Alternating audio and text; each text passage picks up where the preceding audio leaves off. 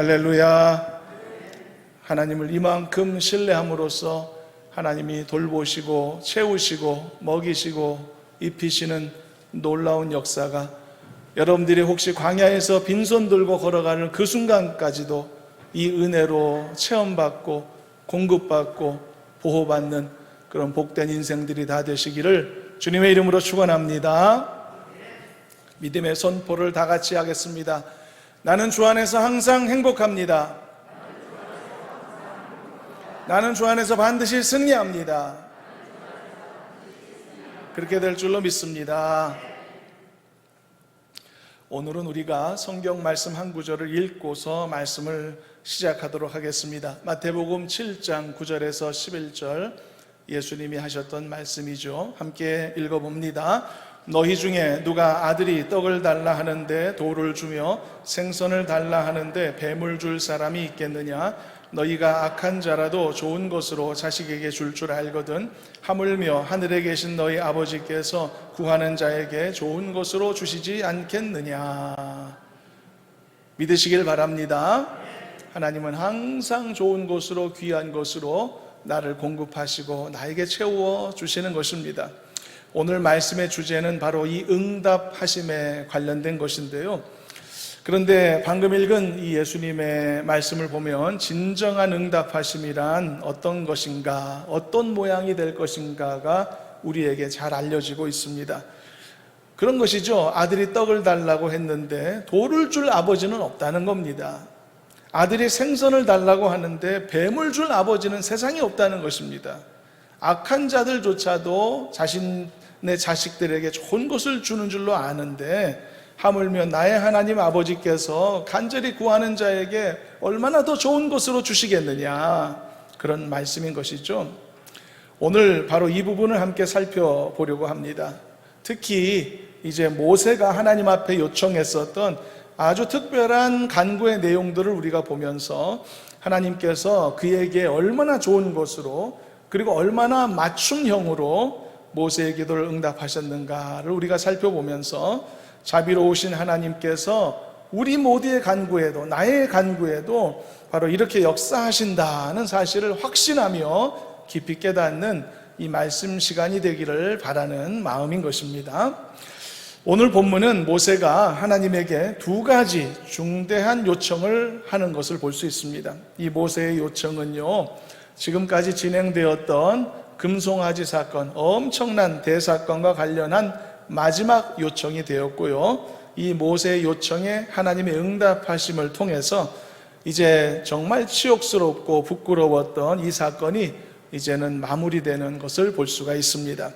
자, 그렇다면 모세가 하나님께 간곡히 요청했던 이 마지막 간구들의 내용은 어떤 것이었을까? 크게 두 가지입니다.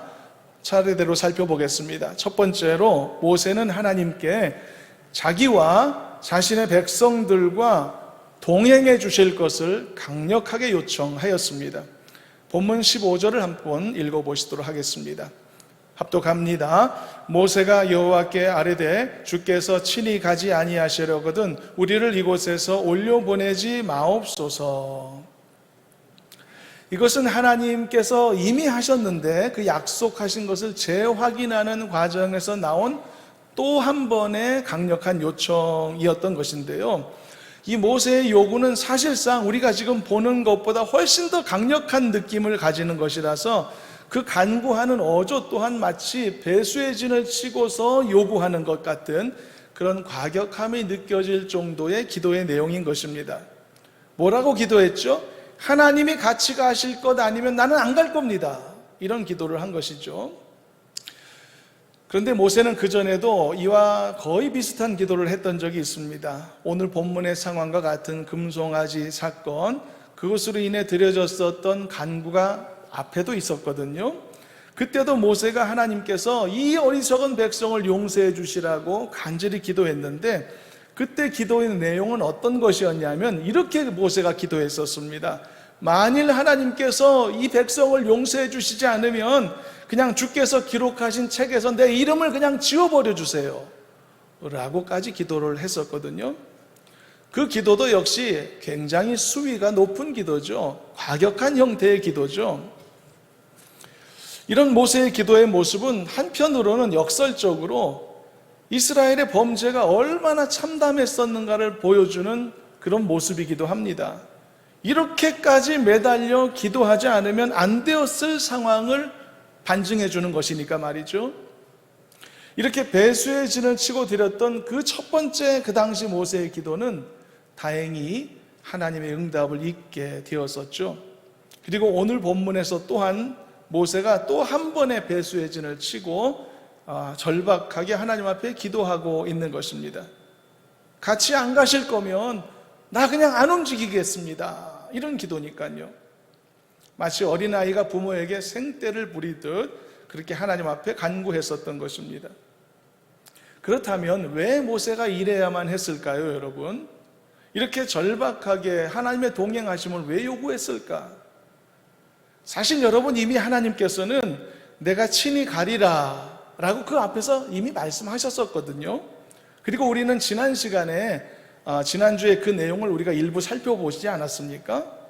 하나님이 내가 함께 갈게 라고 하셨거든요. 그런데 모세는 왜 그 말씀을 듣고서도 이렇게 또 한 번 반복해서 확인하고 싶어 했을까? 여러분, 그 이유는 모세는 하나님의 동행하심이 결국 모든 인생의 문제의 성패를 가르는 가장 중대한 요인이라는 것을 너무나 잘 알고 있었기 때문입니다.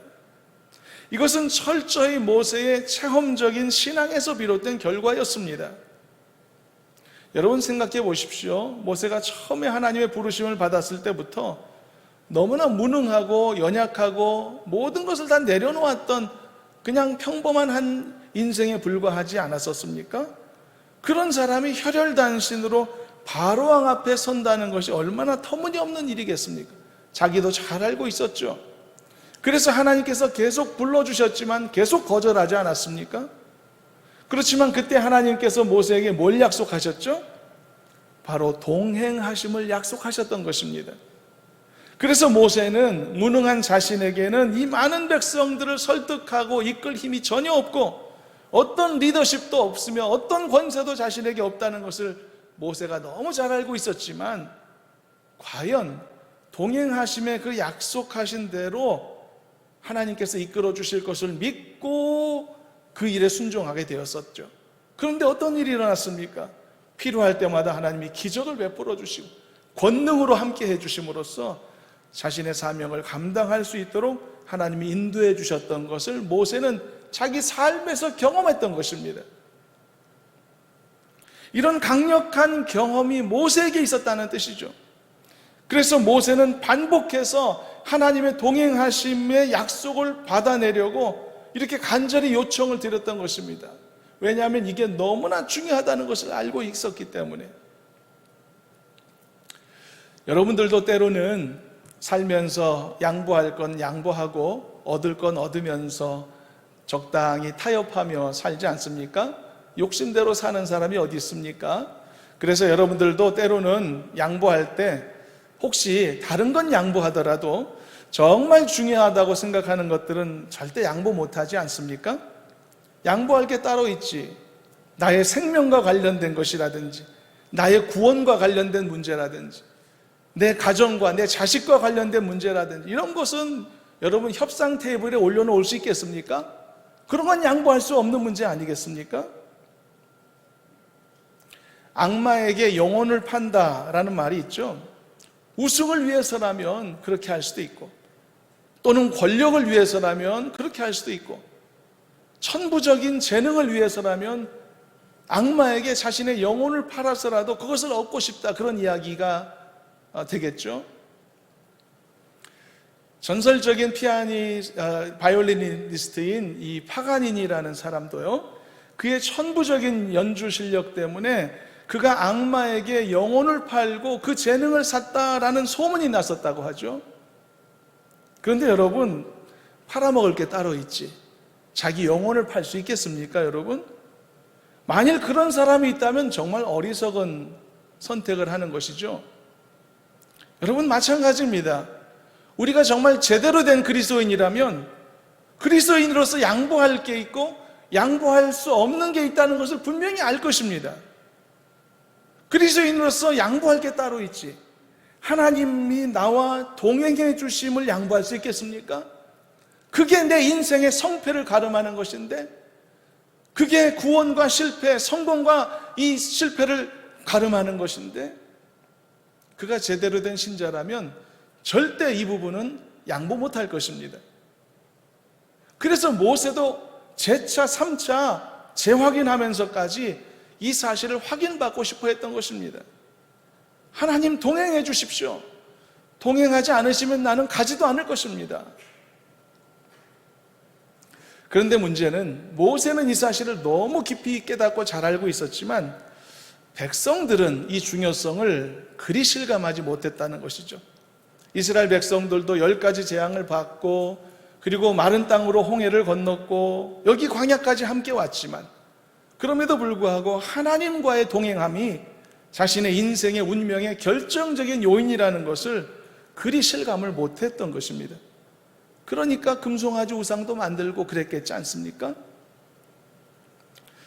그런데 이 금송아지 우상 범죄로 인해서 이제는 백성들도 이제는 한 가지를 깨닫게 된 것입니다. 하나님께서 그들을 떠나실 수도 있겠다라는 사실을 깨닫게 된 것입니다. 그러면서 그것이 그들 앞에 무서운 현실로 다가오게 됐을 때 그들은 비로소 하나님의 그 떠나가심에 대해 슬퍼하며 깊은 두려움에 쌓이게 되었었던 것입니다. 우리가 한동안 전쟁의 위기감이 없이 평화롭게 지냈습니다만, 그렇지만 우크라이나에서 일어난 그 전쟁 상황을 보면서 우리가 무엇을 깨닫습니까? 아, 전쟁이라는 것은 언제라도 일어날 수 있는 일이구나 라는 것을 깨닫게 되지 않습니까? 그런 생각을 새삼하게 되면서, 아, 우리도 전쟁 없는 평화를 주시라고 멈추지 말고 기도해야 되겠구나 라는 생각이 절로 일어나지 않습니까? 백성들도 그랬던 것입니다. 그래서 그들은 자신들의 몸에 지녔던 모든 장신구들을 다 떼어냈던 것이고, 회개하는 자리에 반강제적으로라도 설 수 있게 되었던 것이죠. 그렇지만 모세는 달랐습니다. 하나님의 동행하심이 자신의 운명과 자신의 온 민족의 운명에 있어서 얼마나 결정적인 중요한 요인인지 그는 평소 자신의 삶의 경험으로 충분히 알고 있었던 것입니다. 그랬기 때문에 모세가 오늘 본문에서 이렇게 다소 과격한 태도, 과격한 언어 표현을 사용하면서 하나님 앞에 재차 간구하게 되었던 것입니다. 여러분, 이 세상의 모든 기도가 다 귀하고 아름답지만 그 중에서 가장 귀하고 아름다운 기도는 당연히 나에게 가장 필요한 기도일 것입니다. 그리고 나에게 가장 소중하고 특별히 나에게 가장 시기적절한 기도가 가장 귀한 기도라고 저는 믿습니다. 저는 모세의 이 기도가 바로 그런 기도였다라고 봅니다.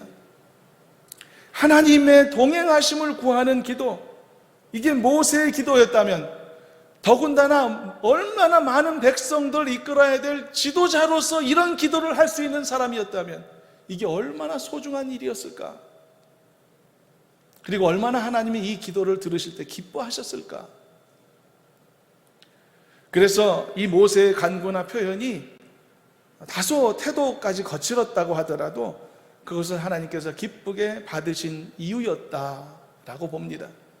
본문 17절을 한번 보시면 이 모세의 간청에 하나님이 어떻게 응답하셨는지가 잘 나타나 있는데 같이 한번 17절 읽어보시도록 합니다. 여호와께서 모세에게 이르시되 네가 말하는 이 일도 내가 하리니 너는 내 목전에 은총을 입었고 내가 이름으로도 너를 알미니라. 하나님이 응답하시겠다고 말씀하셨죠. 이렇게 하나님은 간곡히 구하는 모세에게 하나님의 동행하심에 대해서 이미 말씀하셨지만 그러나 재차 확인해 주심으로써 모세의 기도에 대한 확실한 응답을 부어주셨던 것입니다. 사랑하는 여러분들도 어떤 기도가 다 중요하지만 하나님의 동행하심의 기도는 놓치지 마시기를 주님의 이름으로 축원합니다. 이건 여러분 빼앗길 수 없는 기도입니다. 이것은 여러분 양보할 수 없는 문제입니다. 제대로 된 그리스도인이라면, 제대로 된 성도라면 이건 협상 테이블에 올려놓을 수 없는 것입니다. 이것은 반드시 쟁취해야 될 부분입니다. 기도로 응답받으시길 바랍니다. 동행하심을 보장받으시길 바랍니다. 함께 하심을 간절히 구하시고 여러분 이 기도는 포기하지 마시길 바랍니다. 여러분과 동행하시는 하나님을 구하고 여러분들의 가정과 자녀들과 동행하시는 하나님을 구하고 포기하지 마시길 바랍니다. 반드시 하나님께서 기도를 응답해 주셔서 주님과 동행하는 놀라운 승리의 삶으로 여러분만 아니라 여러분들이 사랑하는 자, 여러분들이 기도하는 모든 자들에게도 그와 같이 베풀어 주실 줄로 믿습니다. 하나님이 함께 하실 때 거침없이 전진할 수 있습니다. 그리고 거친 세상에서 승리하는 것입니다. 두 번째 기도가 또 있었습니다. 모세는 거기에 그치지 않고 또 하나의 간청을 드렸는데요. 그런데 모세의 기도가 갈수록 대담해지는 것을 볼 수 있습니다. 점입가경이라는 말이 있죠. 여기에 해당되는 것 같은데요. 모세의 두 번째 기도는 어떤 것이었냐면 주의 영광을 나에게 보여주세요 라고 하는 기도였는데요. 먼저 한번 본문을 읽어봅니다. 18절 다 같이 한번 읽어봅니다. 모세가 이르되 원하건대 주의 영광을 내게 보이소서. 그런데 혹시 그런 생각이 드실지도 모릅니다. 이 모세의 기도가 너무 엄청난 기도, 점입가경이라는 표현까지 썼는데 별거 아닌 것 같은데 생각이 들지도 모릅니다. 우리도 그런 기도를 자주 하니까요. 주여 영광을 보여주세요. 찬송가 가사에도 얼마나 이런 내용이 많고 우리가 기도할 때도 얼마나 이런 기도 자주 합니까? 그런데 여러분 좀 더 들어보실 필요가 있습니다. 모세가 주의 영광을 나에게 보여주시라 라고 간구했을 때 그 주의 영광, Your Glory라고 하는 이 말은요, 우리가 흔히 생각하는 어떤 추상적인 개념이 아니었습니다. 우리가 오늘날 생각하는 주님의 영광의 체험이라는 것은 주로 추상적인 것에 해당합니다. 어떻게 이해하죠? 주님의 영광을 체험했다. 이것은 깊은 은혜 체험을 의미할 때가 많습니다. 또는 성령의 충만하심의 체험이라든지 또는 하나님이 베푸신 어떤 이적이나 표적을 경험하거나 또는 목격하게 되었다든지 이런 것들을 곧 주의 영광을 체험하는 것으로 생각하는 경우가 많지 않습니까? 이처럼 오늘날 우리들의 인식 속에는 주의 영광을 본다라고 하는 이것은 주로 정말 추상적이거나 또는 간접적인 체험을 의미하는 것을 알 수 있습니다. 그렇지만 모세는 그걸 말한 게 아니었습니다. 여러분 사실 가만히 한번 생각해 보십시오. 지금 모세가 뭐 하고 있죠? 오늘 본문에 나타난 모세의 모습을 보십시오. 모세가 지금 뭐 하고 있죠? 대화를 하고 있습니다. 누구와 대화를 하고 있죠? 하나님과 대화를 하고 있습니다. 하나님과 커뮤니케이션이 이루어지고 있다는 것입니다. 엄청난 일 아닙니까, 여러분? 지금 모세만큼 엄청난 기적의 체험자가 세상에 어디 있습니까? 10가지 재앙과 홍해의 기적, 구름기둥, 불기둥 이런 것들은 차치하고라도 모세는 지금 하나님과 대화하고 있지 않나요? 지금 본문의 상황도 그렇죠. 모세가 막연히 하나님 앞에 일방적으로 기도하고 있는 게 아니지 않습니까?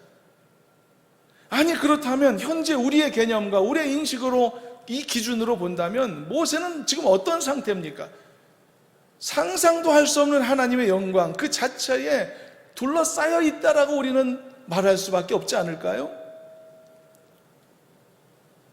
바로 이런 이유가 있기 때문에 모세가 지금 말씀에서 주의 영광을 나에게 보여주십시오라고 했던 이 기도가 우리에게 평범하게 다가오지 않는 것입니다. 도대체 어떤 기도일까? 이 기도가 어디까지를 요구하는 기도일까? 여러분 그 기도의 내용은 이런 것입니다. 모세는 정말로 하나님 자신을 자신에게 보여달라고 요청했던 것입니다. 상상도 할 수 없는 요구였죠. 헬라어 구약 성경인 70인역 성경에 보면 어떤 역본에 이 내용이 분명하게 이렇게 표현되어 있는 것을 보는데요. 주의 영광을 내게 보이소서라는 이 부분을 나에게 당신 자신을 보여주소서라는 간구였다는 설명이 있습니다. 쉽게 말하면 모세는 정말로 하나님을 자신의 두 눈으로 보고 싶어 했다는 뜻입니다. 여러분, 이게 가능한 기도였을까요? 그리고 이 기도를 받았을 때 하나님께서는 어떻게 응답하셨을까요?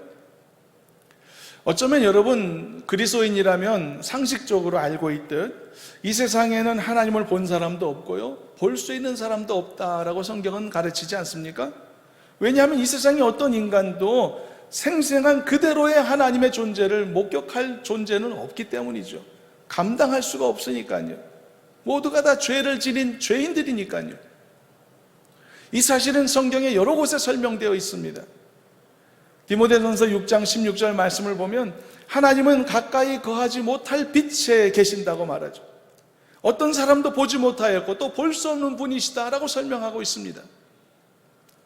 구약의 이사야 선지자 같은 사람은 그가 성전에서 하나님의 영광을 체험하게 됐을 때 기뻐하고 좋아하면서 사람들에게 자랑할 것을 생각하지 않았고 화로 다 나여 망하게 되었다라고 그렇게 말할 수밖에 없었었죠.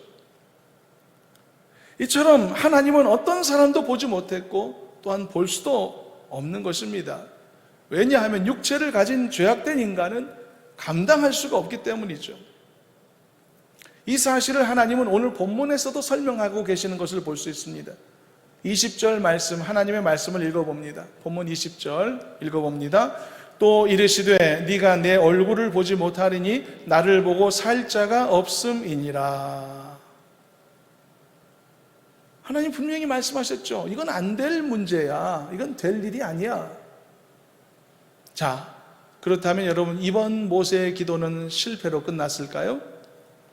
응답받지 못하는 터무니없는 기도였기 때문에, 그래 그의 어리석음을 드러내기만 했던 그냥 헛수고 무익한 기도였을까? 그런데 여러분, 이렇게 단순하게 생각할 수 없는 내용이 오늘 본문 속에 이어지고 있습니다.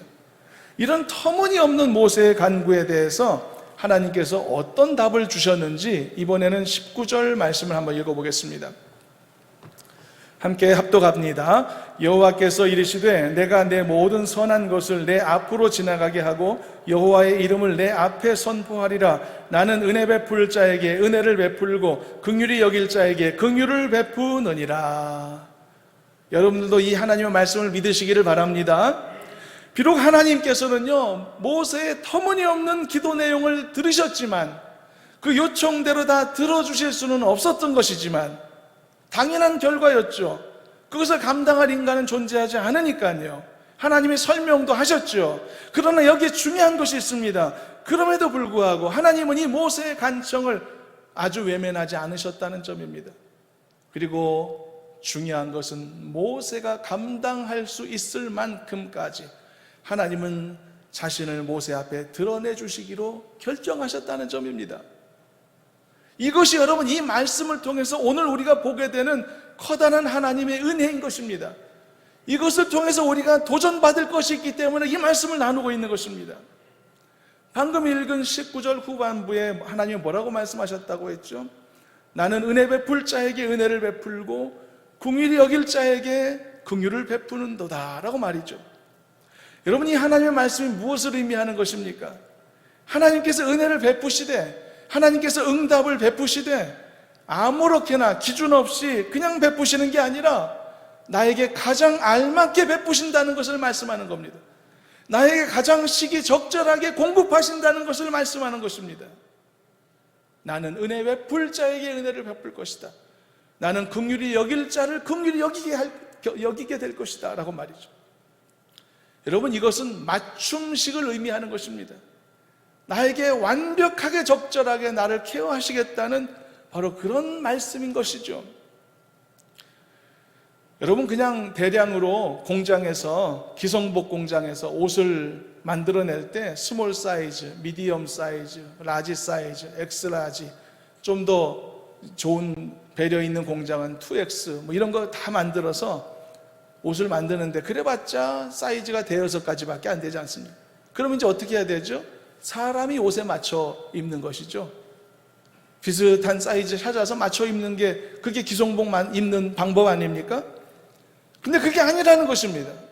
한 사람 한 사람의 신체 사이즈를 다 측정하고, 그리고 그 사람의 체형, 그 사람의 분위기, 얼굴 피부색까지 모든 것들을 세밀하게 참고해서 그 한 사람에게만 잘 어울리고 필요한 그런 맞춤 옷을 테일러 메이드로 만들어서 제공하시겠다라고 하는 말씀인 것입니다. 나는 은혜를 베풀 자에게 은혜를 베풀 것이다. 그리고 긍휼히 여길 자에게 긍휼을 베푸는 것이다. 그래서 여러분, 이 하나님의 이 진술은 첫째, 이 모든 것을 베푸시는 결정권이 오직 하나님께 있다는 사실을 알려주는 말씀이지만, 또한 이것을 하나님께서 베푸실 때 필요한 자들에게 가장 적절하게, 가장 알맞게 베푸신다는 사실 또한 우리에게 알려주는 말씀인 것입니다. 하나님은 은혜의 창조자이실 뿐만 아니라 은혜의 적절한 공급자까지 되신다는 뜻입니다. 사랑하는 성도 여러분, 하나님은 이렇게 여러분들에게도 동일하게 이만큼 자상하시고 이만큼 자비로우신 하나님이라는 것을 의심하지 않은 성도가 되시기를 주님의 이름으로 축원합니다. 하나님은 여러분들 각각의 삶의 형편과 상황에 맞추어서 여러분들을 반드시 선한 길로 인도하시며 좋은 곳으로 이끌어 주실 줄로 믿으시길 바랍니다. 여러분, 이처럼 결과적으로 모세의 그 당돌한 요청은 사실상 터무니없는 것이었죠. 응답이 곧 죽음 같은 개념이었으니 얼마나 터무니없겠습니까? 그렇지만 감사하게도 하나님께서는 감당할 수준에 맞추어서 모세의 기도를 이렇게 들어주셨던 것을 우리가 다 함께 확인할 수 있었던 것입니다. 그래서 여러분, 우리도 역시 하나님 앞에 이런저런 모양으로 기도해야 되지 않습니까? 우리 안에 부족함이 너무 많기 때문에 기도 없이 살 수 없지 않습니까? 그러므로 우리도 하나님 앞에 기도하게 될 때 때로는 이런 담대한 모습이 필요하다는 것을 기억하셨으면 좋겠습니다. 우리가 여러분 때로는 지나치게 위축될 때가 많습니다. 삶에서 실패도 많고 어려움도 많이 경험하다 보니까 마음이 작아질 때가 많죠.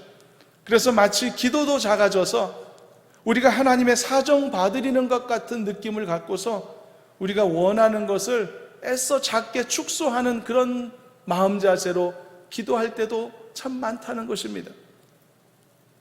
그러나 이것은 어쩌면 담대한 기도자로서 합당한 자세는 아닌 것입니다.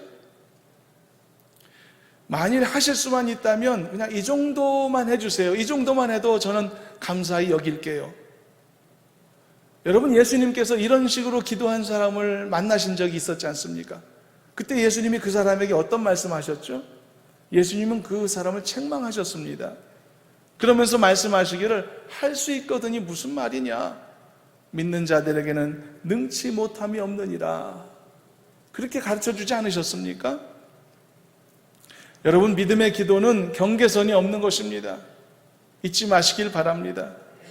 물론 여러분, 아무것도 모르는 어린아이가 터무니없이 말되어 안 되는 걸 요구하며 생떼를 부리는 것은 그건 안 되겠죠.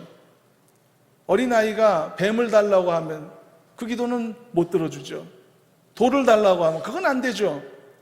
그러나 여러분, 우리가 마음이 작아져서 스스로 가능성의 한계를 결정짓고서 그 안에서만 머무르려고 하고 그 안에서만 기도 생활하려는 이런 모습은 결코 믿음의 기도자의 모습은 아니라는 것을 우리가 기억할 필요가 있는 것입니다. 그러므로 사랑하는 여러분, 지금보다 더 담대한 기도의 용사들이 되시기를 주님의 이름으로 축원합니다. 그래서 지금보다 더 크고 더 영광스러운 것을 여러분들의 기도로 품을 수 있는 믿음의 사람들이 되시기를 간절히 소망합니다. 자, 그렇다면 이제 하나님께서 이 터무니없어 보이는 모세의 요청을 어떤 식으로 맞춤형으로 응답하셨는가, 그 결과를 간단히 확인해 보겠습니다. 오늘 본문에 있는 내용이라 우리가 확인은 하겠지만 매우 간단히 넘어가겠습니다. 이유가 있습니다. 자, 어떤 응답 형태로 응답하셨냐면 모세를 하나님께서 정하신 장소로 부르십니다. 그리고 반석 위에 서라고 명령하셨죠. 그런 후에 22절 말씀처럼 모세 앞으로 하나님의 영광이 지나가도록 하셨습니다. 그리고 모세는 결코 그것을 목격할 수 없고 목격해도 안 되었기 때문에 하나님께서는 하나님의 손으로 모세를 덮으셨다라고 성경이 말하고 있죠. 그리고 23절 보면 어떻게 되어 있습니까?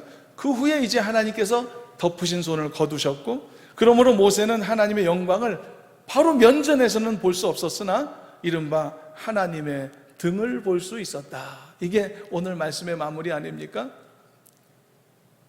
제가 왜 빨리 지나가는지 아시겠죠? 여러분, 이것이 오늘 본문의 내용이기 때문에 잠시 서술했지만 이 장면을 여러분, 우리가 아무리 우리 상상력을 동원해서 머릿속에 그림을 그려본다 하더라도 결코 그 순간에 있었던 정확한 장면을 연상할 수 없을 것입니다. 그래서 우리는 이 상황에 대해서 각각의 머릿속에 그림 그리는 일을 중단하기로 하고, 그리고 이것이 우리에게 주시는 진정한 메시지가 무엇인가에 더 집중하면 좋겠습니다. 이게 훨씬 더 우리에게 중요한 부분이니까요. 이것을 정리하면서 오늘 말씀의 결론과 도전을 삼고자 합니다. 무엇보다도 중요한 것은 하나님은 모세의 기도에 응답하셨다는 사실인 것입니다. 그러나 인간은 어느 누구라도 아무리 모세라고 하더라도 하나님의 영광을 그 면전에서 감당할 수 없었기에 하나님은 지극히 아끼시는 모세를 완벽하게 보호하시면서도 동시에 모세의 기도에 충분한 응답을 제공하시는 형태를 선택하셨다는 뜻입니다. 이게 무엇입니까? 바로 완벽하게 맞춤식 응답이라는 것입니다. 오늘 말씀의 제목입니다. 맞춤형으로 나에게 적절하게 하나님께서 인도하시고 답을 주신다는 그런 이야기가 아니겠습니까? 이것이 오늘 우리의 말씀의 도전입니다. 그래서 모세는 자신이 감당할 수 있을 만큼의 분량에 따라서 모세에게 합당한 상황, 합당한 그 분량에 따라서 그에게 제공된 하나님의 영광을 정말 경험할 수 있었다라고 하는 것이죠. 가장 필요한 만큼 응답하셨다는 뜻입니다. 가장 적절하게 인도하셨다는 뜻이죠. 나에게 완벽하게 맞는 옷을 지어주셨다는 것이죠. 이게 너무나 중요한 이 사건의 메시지인 것입니다. 여기에서 우리가 받을 도전은 이것입니다. 우리가 우리의 부족함을 느끼고 하나님 앞에 기도할 수밖에 없지 않습니까? 그럴 때에도 여러분, 이런 신뢰와 이런 믿음이 아울러 있어야 된다는 것을 여러분 잊지 않으셨으면 좋겠습니다. 우리가 기도 생활 해보면서 응답도 많이 경험했고, 그래서 하나님께서 내 기도를 들어주신다는 것을 알고 체험하는 분들도 여기 많이 계실 텐데, 그것도 우리가 확실히 믿고 기도해야 되겠지만 한 가지를 더 가지자는 것입니다. 내가 하나님 앞에 기도했다면, 하나님이 나에게 응답하셨다면 하나님은 나에게 아무거나 주시는 분이 아니시라는 것, 나에게 가장 좋은 곳으로 주시고 가장 안전한 곳으로 주시고 가장 적합하고 적절한 것으로, 가장 은혜로운 것으로, 이 모든 것을 한마디로 표현하면 가장 나에게 최상의 것으로 나에게 응답하신다는 믿음도 함께 갖고 기도하자는 것입니다. 이 믿음과 확신이 있을 때 기도와 감사의 행위가 멈추지 않고 지속적인 선순환을 이루게 되는 것입니다. 여러분, 왜 기도가 멈춰지는지 아십니까? 여기에 확신이 떨어질 때 기도가 멈추는 것입니다. 사실 기도는 누구나 할 수 있습니다. 누구나 어려운 일이 있으니까요. 막 잘 살다가도 힘든 일이 생기면 그리스도인들은 기도할 수 있죠. 하나님 도와주세요라고. 근데 왜 그 기도가 지속되지 않느냐? 이 부분에서 취약함이 있기 때문인 것입니다. 기도했고 그리고 기도의 결과를 받아들였을 때 거기에 의심이 생기는 것이죠. 가장 좋고 최상의 것으로 하나님께서 깊은 뜻이 있어 이와 같이 나를 인도하신다라고 하는 이 확신이 흔들리기 때문에 그런 마음 자세로 어떻게 또 다시 기도의 자리로 가겠습니까? 그게 어려운 것입니다. 사랑하는 여러분, 그러므로 기도 응답의 확신 갖는 것도 당연하지만 응답받은 것에 대한 선함을 믿고 신뢰하는 그런 신뢰도 여러분 꼭 갖추시기를 바랍니다. 그래서 기도와 감사가 끊어지지 않고 계속 이루어지는 여러분들의 행복한 신앙생활이 되기를 주님의 이름으로 축원합니다. 날이 저물어 갈 때, 빈들에서 걸을 때, 그때가 하나님의 때, 내 힘으로 안 될 때, 빈손으로 걸을 때, 내가 고백해 여호와 일해. 후렴은 같이 부르겠습니다. 주가 일하시네, 주가 일하시네, 주께 아끼지 않는 자에게. 주가 일하시네, 주가 일하시네, 신뢰하며 걷는 자에게. 후렴만 다시 한번. 주가 일하시네, 주가 일하시네, 주께 아끼지 않는 자에게. 주가 일하시네, 주가 일하시네, 신뢰하며 걷는 자에게. 믿으시기를 축원합니다. 인생길을 걸으면서 내 힘으로 안 되는 일들을 무수히 만나지 않습니까? 날은 저물어 가는데, 시간은 없는데 여전히 내 손은 빈손으로 걸어갈 수밖에 없는 상황이 이르렀을 때, 그래도 하나님을 신뢰하며 걷는 자들은 이렇게 기도하며 선포하는 것입니다. 여호와 이레라고 말입니다. 여러분, 여호와 이레가 뭔 줄 아시죠? 하나님이 나를 위해 준비해 놓으셨다. 믿으시기를 바랍니다. 하나님이 나를 위해 가장 좋은 곳으로 예비하셨다. 이것이 여호와 이레의 선포와 고백이 아닙니까? 그래서 여러분, 기도는 그냥 한다고 해서 기도가 아니라 이렇게 나에게 가장 좋은 곳으로 준비해 놓으신 여호와 하나님, 여호와 이레의 하나님께 대한 신뢰를 올려드릴 때 그 기도가 진짜 기도가 되는 줄로 믿습니다. 기도는 했지만 응답의 확신이 없다면, 또는 그 기도로 응답받은 것에 대한 확신이 없다면 어떻게 또다시 기도의 자리로 갈 수 있을까? 그러므로 하나님께 기도하는 성도라면 하나님이 반드시 응답할 것이고, 그 응답하신 내용은 나에게 가장 귀하고 적절하고 안전한 것임을 여러분 믿는 믿음도 갖춰야 될 줄로 믿습니다. 이것이 오늘의 말씀의 도전이며 결론이었습니다. 말씀을 맺습니다. 항상 이런 믿음으로 하나님 앞에 기도의 자리에 더 가까이 나가는 여러분 되시기를 축원합니다. 그래서 언제나 가장 좋은 것, 가장 귀한 것들로만 응답받고 그 풍성한 기도의 열매들을 지금보다 더 많이 누리며 살아가는 행복한 성도의 삶이 되어지기를 주님의 이름으로 축원합니다. 하나님 감사합니다. 연약하고 힘든 과정에서 빈손으로 광야를 걸어가는 것 같은 허망한 상황도 경험하지만, 그러나 은혜의 하나님, 여호와 이레의 하나님임을 믿고 신뢰하며 우리의 인생을, 우리의 신앙을 유지하며 하나님 앞에 기도하는 자 되게 해주시는 것을 감사합니다. 이렇게 할 수 있다는 것을 오늘도 말씀을 통해 격려하시고 도전 주셨으니 하나님 마음에 깊이 새기게 하여 주시옵시고, 하나님께서 가장 좋고 귀한 것으로 채우실 것을 더욱 기대하고 소망하며 여호와 이레의 하나님을 향해 더 한 걸음 달려나가는 저희 모두 되게 하여 주옵소서. 예수님의 이름으로 기도드리옵나이다. 아멘.